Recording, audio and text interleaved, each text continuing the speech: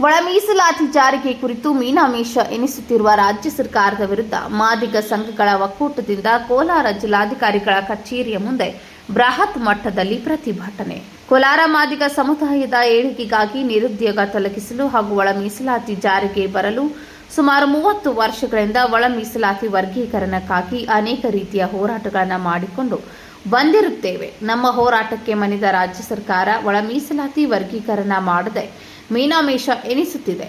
ಆದ್ದರಿಂದ ದಿನಾಂಕ 25/3/2025 ಮಂಗಳವಾರ ಬೆಳಗ್ಗೆ 10 ಗಂಟೆಗೆ ಮಾನ್ಯ ಜಿಲ್ಲಾಧಿಕಾರಿಗಳು ಕಚೇರಿಯ ಮುಂದೆ ಧರಣಿ ಹಮ್ಮಿಕೊಳ್ಳಲಾಗಿತ್ತು.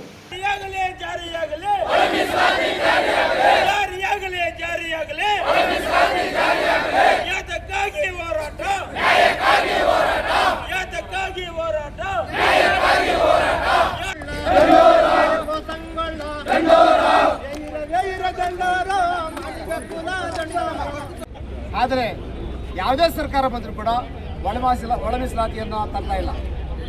ಮೊದಲೇ 1976ರಲ್ಲಿ LG ಹಾವನೂರು ವರದಿ ಅಂತ ಹೇಳಿ ಮಾಡ್ತಾರೆ.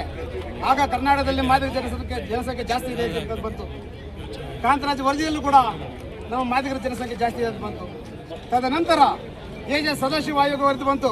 ಅವಾಗಲೂ ಕೂಡ ಈ ಕರ್ನಾಟಕದಲ್ಲಿ ಮಾದಿಗರ ಜನಸಂಖ್ಯೆ ಜಾಸ್ತಿ ಇದೆ, ಬಡಬಗ್ಗರು ಜಾಸ್ತಿ ಇದೆ ಅಂತ ಬಂತು. ಆದರೆ ತದನಂತರ ಮತ್ತೆ ಮಾಧುಸ್ವಾಮಿ ವರದಿ ಅಂತ ಬಂತು. ಅವಾಗಲೂ ಕೂಡ ಮಾದಿಗರ ಜನಸಂಖ್ಯೆ ಜಾಸ್ತಿ ಇದೆ ಅಂತ ಬಂತು. ಆದರೆ ಇಷ್ಟೆಲ್ಲ ವರದಿಗಳು ಬಂದ ಮೇಲೆ ನಮ್ಮ ಕೇಂದ್ರ ಸರ್ಕಾರ ಯಾವ ರಾಜ್ಯಗಳು ಏನು ಮೀಸಲಾತಿ ವರ್ಗ ಇದೆ ಅವ್ರು ಮಾಡ್ಕೊಳ್ಬೇಕು ಅಂತ ಹೇಳ್ತಾ ಇತ್ತು. ತದನಂತರ ಸುಪ್ರೀಂ ಕೋರ್ಟ್ ಹಾಡೊಂದಾಯಿತು. ಆ ಸುಪ್ರೀಂ ಕೋರ್ಟಲ್ಲಿ ಆಗಸ್ಟ್ 1, 2024ರಲ್ಲಿ ಒಂದು ಆದೇಶ ನೀಡ್ತದೆ. ಈ ಮೀಸಲಾತಿಯಲ್ಲಿ ಒಳ ಮೀಸಲಾತಿಯನ್ನು ಮಾದಿಗ ಮತ್ತು ಉಪಜಾತಿಗಳಿಗೆ ಮತ್ತು 101 ಜಾತಿಗಳಿಗೆ ಅನ್ವಯವಾದಂತೆ ಒಳ ಮೀಸಲಾತಿಗೋಸ್ಕರ ಸುಮಾರು ಹೋರಾಟಗಳು ಮಾಡ್ಕೊಂಡು ಬಂದಿದ್ದೀವಿ. ಆದರೂ ಕೂಡ ನಮ್ಮ ಸರ್ಕಾರ ಸ್ಪಂದನೆ ಇಲ್ಲ. ಮತ್ತು ಒಂದು ಸದಾಶಿವ ಆಯೋಗ ವರದಿ ಏನು ಬಂತು, ನಾವು ಮಾದಿಗರ ಈ ರಾಜ್ಯದಲ್ಲಿ ಮಾದಿಗರೇ ಅತಿ ಹೆಚ್ಚಿನ ಜನಸಂಖ್ಯೆ ಇದ್ದಿದೆ ಅಂತ ಬಂತು. ಮತ್ತು BJP ಸರ್ಕಾರ ಇದ್ದಾಗ ಮಾಧುಸ್ವಾಮಿ ಅವ್ರದ್ದು ಒಂದು ಆಯೋಗ ರಚನೆ ಮಾಡಿತು. ಆ ಮಾಧುಸ್ವಾಮಿ ಅವ್ರ ರಿಪೋರ್ಟ್ ಕೂಡ ಏನು ಬಂತು, ಕರ್ನಾಟಕದಲ್ಲಿ ಮಾದಿಗರ ಹೆಚ್ಚಿನ ಜನಸಂಖ್ಯೆ ಇದ್ದಿದೆ ಅಂತ ಬಂತು. ಇದೆಲ್ಲ ಆಗಿ ಇದು ಕೆಲವು ವಿರೋಧಗಳು ಬಂದಾಗ ಸಿದ್ದರಾಮಯ್ಯ ಸರ್ಕಾರ ಏನು ಮಾಡಿತು, ಸುಪ್ರೀಂ ಕೋರ್ಟ್ ಆದೇಶದ ಪ್ರಕಾರ ಸುಪ್ರೀಂ ಕೋರ್ಟ್ ಆದೇಶ ಮಾಡಿತು, ರಾಜ್ಯ ಸರ್ಕಾರಕ್ಕೆ ಒಳ ಮೀಸಲಾತಿ ಮಾಡೋದಕ್ಕೆ ರಾಜ್ಯ ಸರ್ಕಾರಕ್ಕೆ ಹಕ್ಕಿದೆ ಅಂತ ಆದೇಶ.